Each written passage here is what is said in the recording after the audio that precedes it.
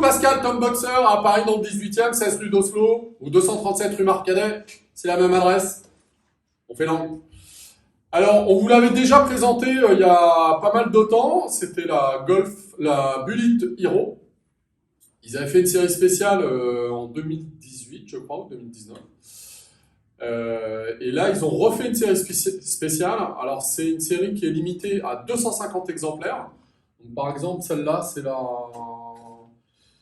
la numéro 61. Donc, elles sont toutes numérotées.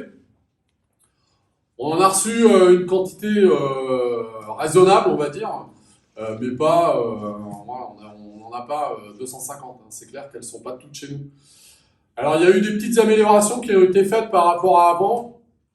Alors déjà, on a changé les pneumatiques, on est monté en CST. Après, on retrouve grosso modo ce qui se faisait avant. Alors maintenant, bien évidemment, on est en norme Euro 5. Hein. Avant, on était en norme Euro 4. Hein. Alors en gros, on a une catalyse supplémentaire au niveau de l'échappement. Voilà, donc ça permet de dépolluer un petit peu le moteur. Une cartographie qui est différente au niveau de l'injection. Alors on n'a pas perdu en performance, la moto elle fait toujours 11 chevaux 6. Donc ce qui est plutôt pas mal pour une 125, donc c'est assez performant. L'intérêt de la Golf, moi ce que je trouve, c'est que c'est une moto qui est hyper légère. On est à 112 kg, donc c'est vachement contenu au niveau du poids. C'est vrai que souvent on est à 125, 130, 135. Donc là on a un truc qui est super léger. Alors c'est vrai qu'elle est hyper dépouillée. Hein. C'est le tableau de bord, c'est un petit truc comme ça. Il n'y a vraiment pas grand chose. Enfin bon, c'est vachement succinct quoi. Mais en même temps, comme c'est une moto qui est faite éventuellement pour aller dans les chemins, bah, c'est important d'avoir un truc léger et qui soit facile à manœuvrer. Les autres petites améliorations qu'il y a eu, c'est qu'on a maintenant les warnings. Bah, ça c'est pas mal parce que c'est vrai que quand on fait de l'interfile, bah, moi je m'en sers tout le temps, hein, c'est quand même super pratique.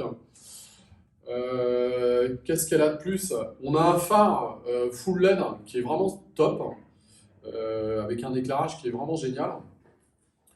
On retrouve le pot imitation Super Trap. Alors les petits jeunes, forcément, vous avez pas connu ça. Mais les Super Trap, dans les années 80, en fait, on montait ça sur les 500 XT, 600 XT. C'était une marque américaine. Alors il y a un truc qui est vachement bien sur le système Super Trap.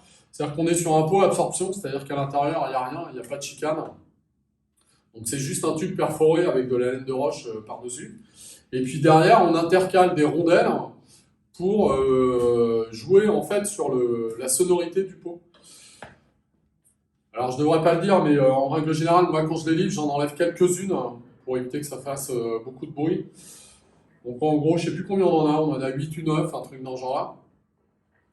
Et donc moins on en met, bah, plus on l'étouffe, hein, et plus on en a, moins c'est étouffé. Voilà, donc après, bah, faites ce que vous voulez. Alors la moto, moi je trouve qu'à la conduite, ce qu'il y a de sympa, c'est que c'est léger, c'est facile. Euh, c'est hyper agréable à conduire parce qu'on a énormément de débattement au niveau des suspensions.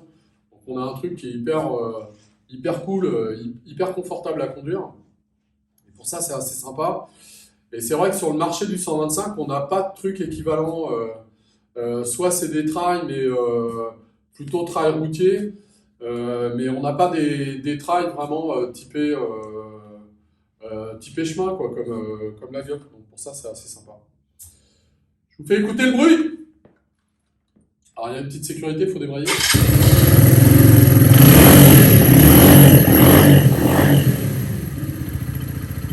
Voilà, on fera le tour après, on vous montrera les petits détails, notamment au niveau du phare, etc.